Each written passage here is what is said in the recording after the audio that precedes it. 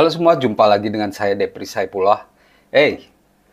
Tentu teman-teman semua ingin tahu bagaimana ulasan usai pertandingan Indonesia melawan Laos ya.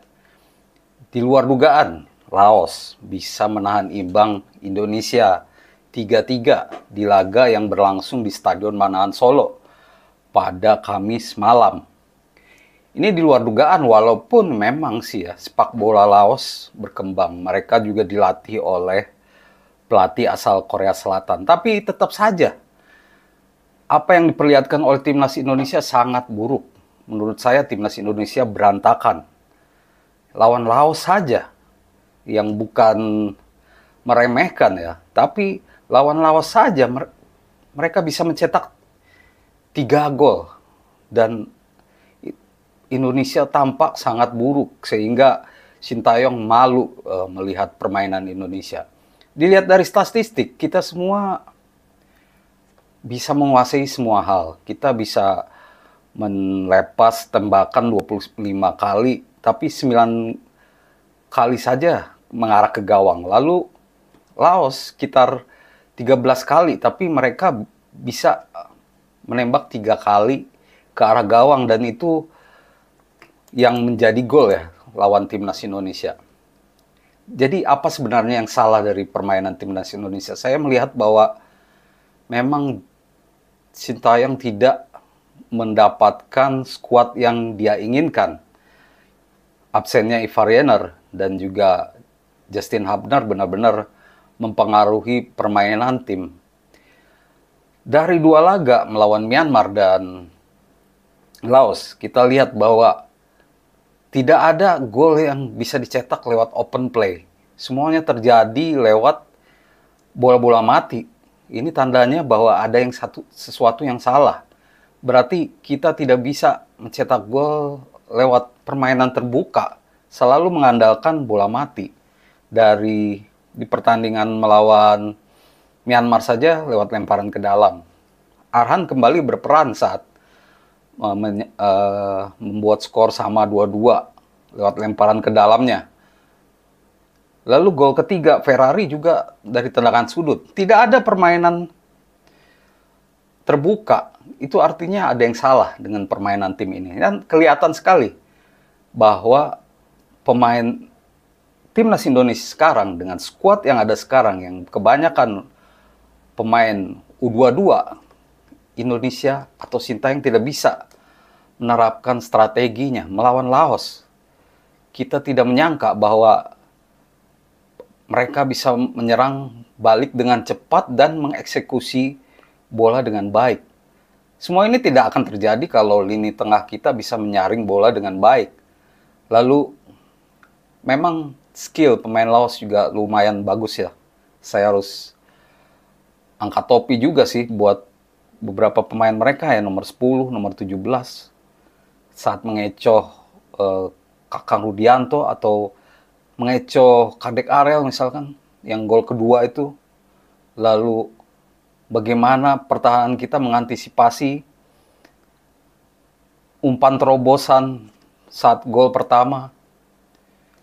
Dan tentu ini harus dievaluasi. Dan bahkan Sintayong mengaku malu. Dia sangat berharap Ivar Jenner bisa hadir saat melawan Vietnam. Karena timnas Indonesia benar kekurangan nih. Karena Marcelino di kartu merah. Dan dari seluruh lini, memang lini tengah lah yang paling parah ya. Sintayong mencoba beberapa pemain. Janadin Paris sudah dicoba. Raihan Hanan sudah dicoba. Arkan Fikri ya lumayan, tapi itu juga belum maksimal. Jadi Sintayong memang membutuhkan pemain baru di lini tengah, tapi Ivar Jenner belum tentu hadir. Kita tidak tahu dalam 2 hari ke depan apakah ada keajaiban ya Ivar Jenner hadir.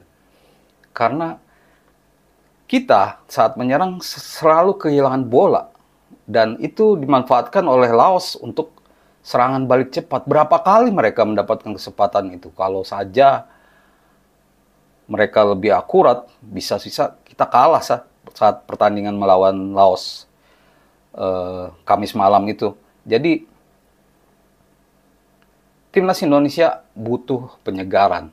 Dan menurut saya memang lini tengah yang paling parah ya dibandingkan lini-lini lainnya, karena disinilah permainan timnas Indonesia bergulir gitu ya. Memang dari statistik kita kehilangan tidak atau gagal memberi umpan sebanyak 100 kali. Jadi dari 421 kali umpan, yang sukses adalah 321 kali. Itu artinya ada 100 umpan yang tidak berhasil. Dan umpan-umpan yang tidak berhasil ini dimanfaatkan oleh Laos untuk serangan balik cepat. Nah, dengan fakta ini, semoga ada tambahan kekuatan. Tapi dengan fakta ini, bagaimana kita menghadapi Vietnam di laga pada 15 Desember nanti, di mana Vietnam menjadi tuan rumah. Menurut saya, untuk sementara kalau Ivar Jenner memang tidak hadir ya, kita atau Sintayong perlu memilih pemain-pemain yang tepat. Di lini belakang ya sudah kelihatan ya bahwa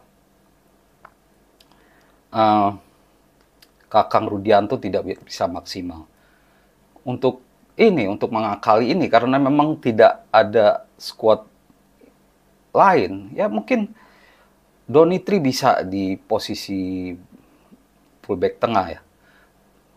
Lalu Asnawi juga mungkin akan lebih segar sehingga Asnawi ke kanan lagi bisa main sebagai starter. Sedangkan di kiri Pratama Arhan. Nah, Pratama dan Donitri bisa saling berbagi lah, atau saling berbagi peran saat menyerang, karena kita tahu bahwa posisi winger juga sangat penting di permainan timnas Indonesia yang dilatih oleh Sintayong ini.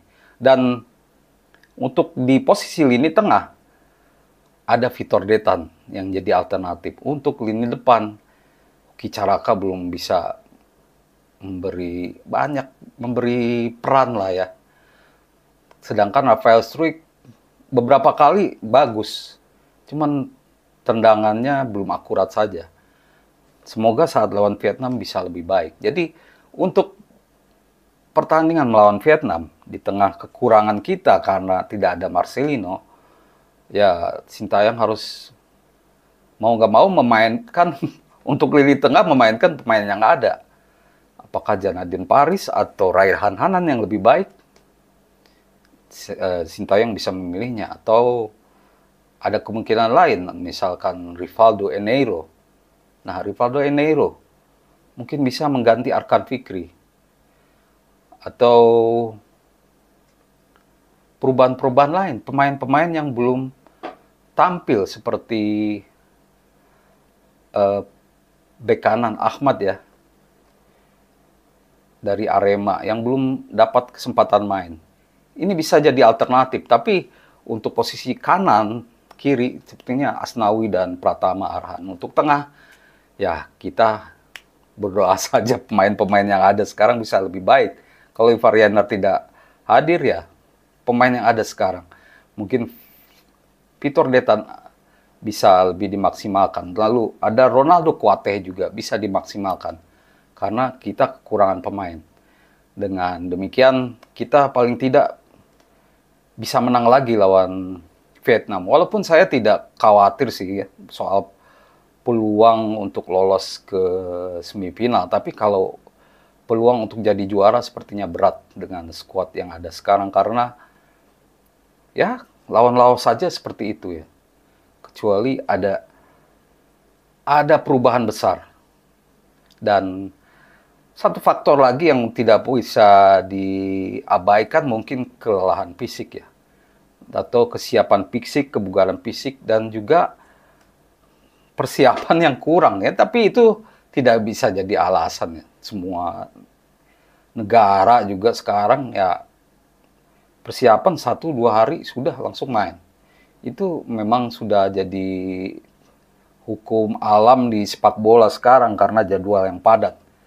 Dan kita tidak bisa menjadikan itu alasan karena itulah jadwal. Kalau tidak seperti sekarang ya, mungkin tidak ada Piala AFF. Demikian teman-teman ulasan saya, semoga menjadi informasi yang berguna untuk teman-teman semua. Terima kasih atas perhatiannya dan salam olahraga.